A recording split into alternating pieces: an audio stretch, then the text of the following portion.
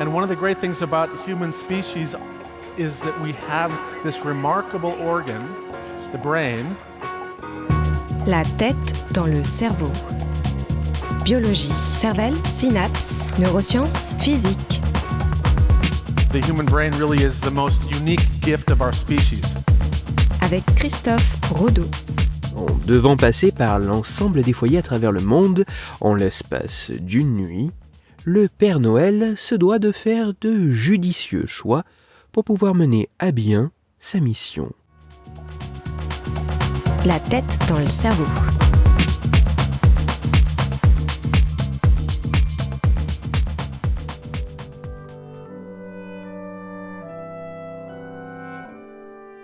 Même si le Père Noël et son équipe ont toute une année pour préparer, anticiper et planifier son intervention durant la nuit, du 24 au 25 décembre, il n'en demeure pas moins que cette seule nuit de travail annuelle s'étale sur plusieurs heures consécutives.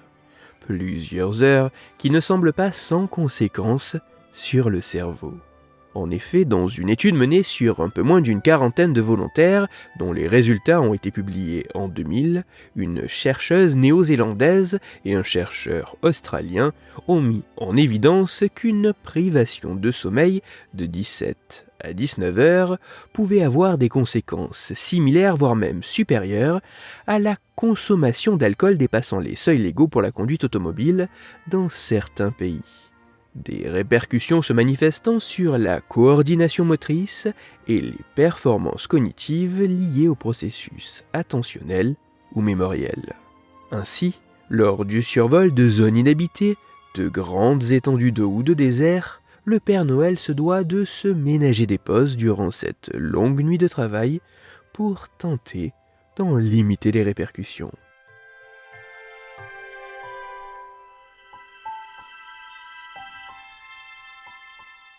Mais plus que le poids de la fatigue, pour accomplir sa charge de travail, le Père Noël se doit également de ne pas succomber à la tentation des petites attentions qui ont pu lui être laissées dans les foyers qu'il visite. Outre le verre de digestif ou de crème de whisky qu'il lui faudra écarter pour conserver tous ses moyens et le contrôle de son traîneau, les biscuits, papillotes et autres petites collations sucrées seraient également à éviter.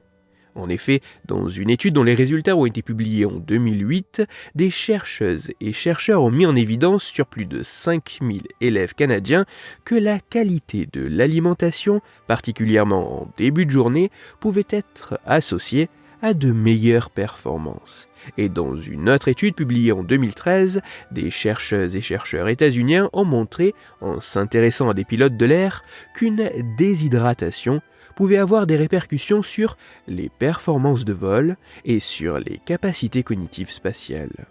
Ainsi, en plus d'un bon verre d'eau pour assurer son hydratation, une mandarine laissée à son intention ou des bâtonnets de carottes destinés aux rennes pourraient s'avérer des choix plus judicieux qu'une boisson forte en alcool et des aliments extrêmement gras et riches en glucides afin de tenir le temps de cette nuit de Noël.